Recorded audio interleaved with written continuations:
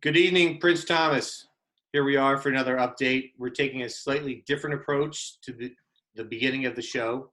I'm going to have Lynn start off on a serious note and pay some respects during these difficult times. Lynn, please. Well, I hate to have to give another bereavement report, but this week we're mourning the passing of Barbara Werde. She was such an active member to the club. She did all the dinner dance scheduling for many years. She loved to come to the dinner dances and dance with Bill. She used to do the food baskets for the needy in December at Christmas. And she also did the food fair, all of the raffle prizes. So, and much more. So she was a valued member. Al Leone was a true hero. I don't know how many of you know it, but he actually saved some lives during the floods in '55. But his favorite memory for me of him was coming to the club with his leftover vegetables, trying to give them away to everybody. He was so proud of what he grew. On a good note, Andy Montano is improving and hopefully going home very soon. And that's my bereavement report. Okay, Paul. Okay, thanks, Mark. Thanks, Lynn. I'll do the statistics for us just to get a baseline again. Worldwide, there are over, well, let me say in the U.S., we have over 1.5 million cases with 92,000 deaths. In the state, we have over 38,000 cases with almost 3,500 deaths. Avon had 98 cases with 15 deaths. Canton had 77 with 23 deaths. Simsbury had 104 with 10 deaths. Farmington had 186 with 31 deaths. And West Hartford had 499 with 85 deaths. But in all those statistics, there's some good news. The state put out criteria for reopening, 14-day decline for hospitalization, having adequate testing available, sufficient contact tracing capabilities and capacity, adequate healthcare capacity, adequate supply of PPEs, and appropriate physical distances. The state has met all those. So May 20th, tomorrow, the state's planning to start their reopening. With that being said, the state also said they're going to be watching to see how things are, and they're going to be willing to reverse their decision as well as change depending on the circumstances and the infection rates and deaths and all. But that's good news that the state is beginning to open. With that, the board met yesterday in a clandestine meeting. I shouldn't say clandestine meeting, but we did meet all 6 feet apart from each other, and we talked about reopening the club. What we've decided is that we're going to reopen the club on a phased basis throughout the summer. So phase 1 will begin June 1, and it will be strictly for the outside facilities. That's the bocce club, the grounds, horseshoe pits, fire pit, the grassy area, the parking lot, the pavement area behind. So the outside grounds will be available for use. We're going to open it to members only with no one under the age of 16. The reason being is we have capacity issues, and we also feel that the kids right now really don't understand the social distancing issues. So we're going to start off slow with members only and age restriction. We're also going to open the club for limited hours. That's still to be determined, time-wise. And a lot of that has to do with some of the requirements we're going to have to come into the club on the property. The bathrooms in the club on the first floor, they're going to be open for emergency use only. Limit one person at a time in the building, and they need to be sanitized after use. We're going to have no beverage or food being sold during the first phase. People are going to be allowed to bring their own beverage and food, but really, we don't want you sharing, bringing in a cooler. There'll be no coolers and no glass in the area, but for your own use. And we're going to use the national park rules. Whatever you bring in, we're asking you to take back with you or throw it in the dumpster in the back of the parking lot. There's going to be some requirements for entering the club initially. We're going to have your temperature taken. If your temperature is over 100.4, then you're not going to be allowed in the club at that time. We're going to have all members have to sign in. We're also going to have masks. You're going to have masks because if you're in proximity of other people, you're going to need masks being worn. We're going to require social distancing, and we're going to adhere to the state rules about groups of 5 or less. So we're going to look for people not to gather in a group of 10, 20 type people, but to, use social distancing and also, use good judgment in keeping yourselves apart. There's going to be some requirements for bocce.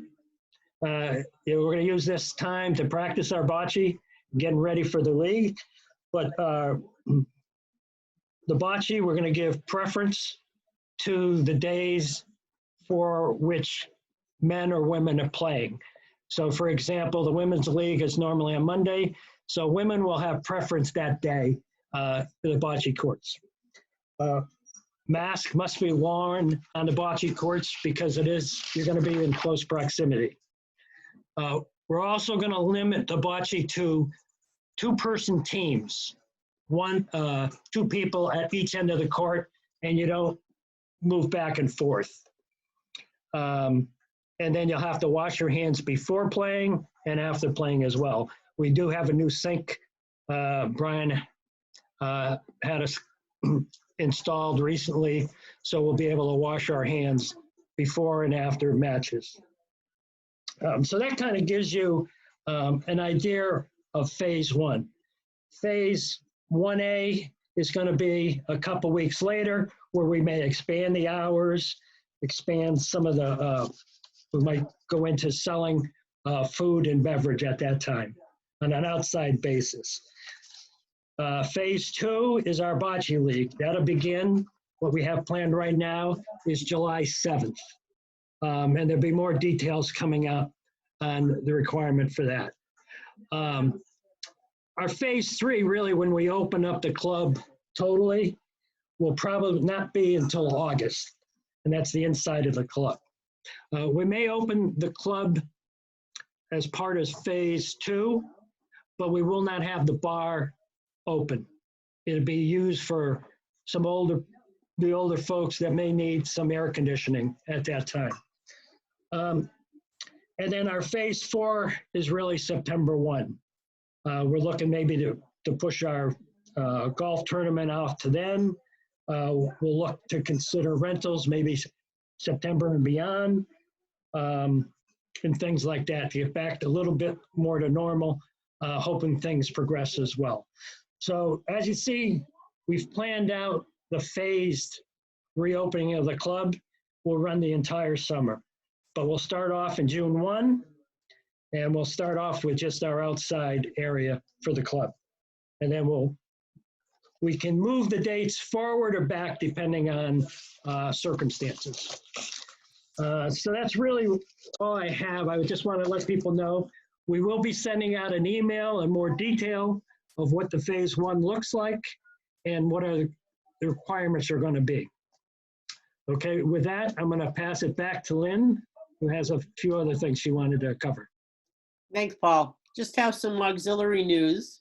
We have 1 person left on dues, and we'll be done.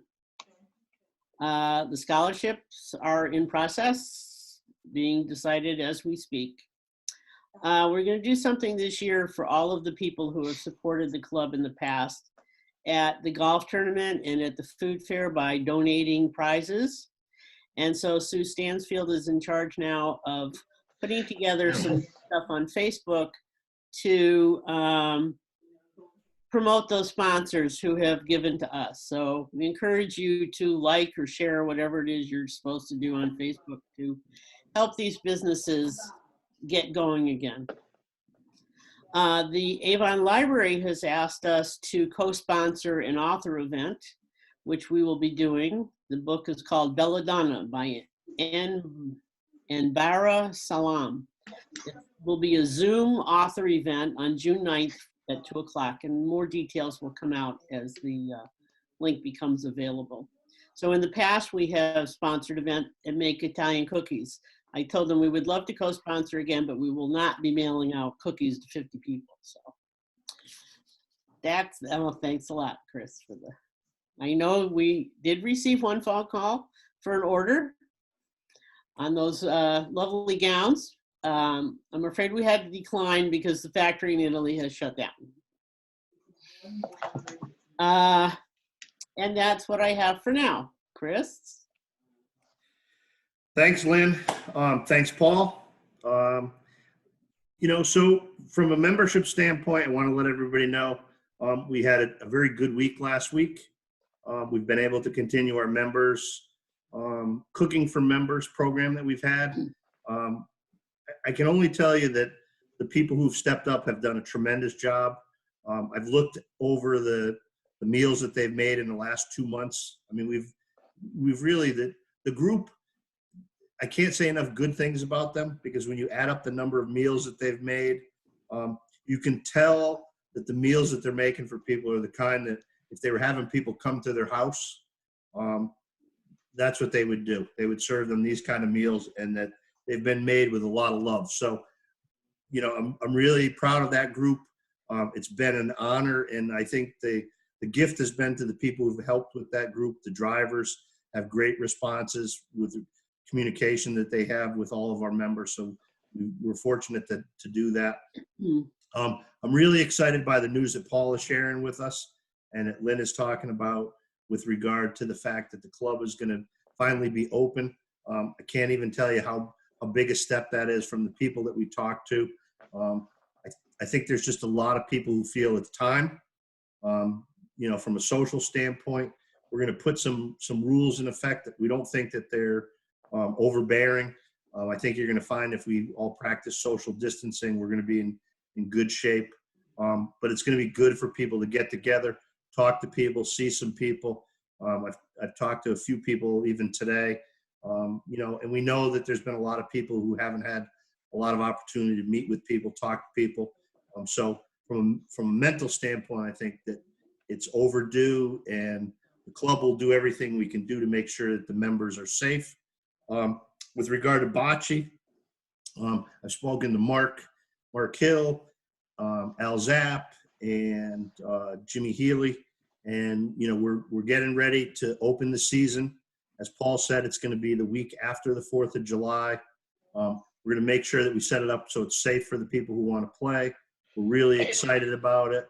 We're going to follow up in the next week with a video just talking about the upcoming season. There's a lot of positive things to say. We've gotten a lot of positive response to the lookalike contest, which has been a lot of fun. Hopefully everybody's enjoyed that. But again, it's been a good way to connect people. Again, tell them that we're thinking about them, let them know that we're really excited. So again, we're less than 2 weeks away. I know it's been a long time. It's been over 2.5 months for a lot of people. So we'll get things back in order. We'll get things back on track. And we're going to be in good shape. So that's what I have for my report tonight. I thank all of you guys and look forward to the next couple weeks. Lynn? Okay, I did have 2 submissions from one person to read to you all, and then I wrote one myself. So these first 2 are both from Shirley Bussolini. I love this first one. As I sit here and ponder what to do, take off my slipper, put on a shoe.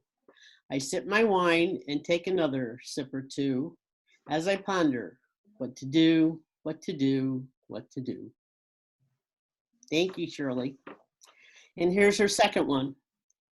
The sun is shining and another day has gone by. I miss you all, I say with a sigh, and soon we'll be all together again. But no touchy, no feely, still can't wait till then. And this is mine. As you know, we've been making many, many phone calls, the board has, to all of you. And so this week I wrote, as I make my calls once more, I wonder what I'll say that's different from the time before. For my intent is not to bore. But then you answer with such glee, because you're happy to hear from me. It fills my heart with revelry to learn all about your week, you see.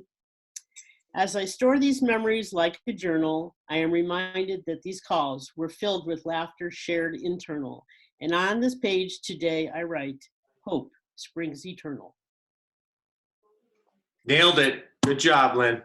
Get your submissions in for next week. Thanks, Lynn. Paul, you're still writing yours, aren't you? I still am. Of course, they're not in English, so Okay. I've got it all in Italian prose. I just want to wrap up. I'm excited that we're going to be reopening the club. I know it seems like it's a slow drip to reopen, but the one thing we as a group met yesterday and talked about is how do we reopen and instill confidence in all our members that they're going to be safe attending the club. So, we've got some restrictions, we've got some requirements that we're going to have initially. So we're going to ask for everybody really to adhere to those so we can continue to move forward with our phased in reopening. But look forward, the club's going to be back. It's going to be stronger than ever. And if anything, we're in this together, and it really showed by everybody in the club coming together, making calls, feeding people, talking, and even some of us getting our beards colored. Just so they look good on the camera. Yeah, don't turn sideways, Mark. It's not a good look. All right, Paul, thanks for the wrap up. All right, Mark, and you are looking good and a lot younger tonight. Nice. Thank you, Paul. All right, good night, BTS. Yeah, Stay good night, tuned. guys. Good night. Bye-bye. Have a nice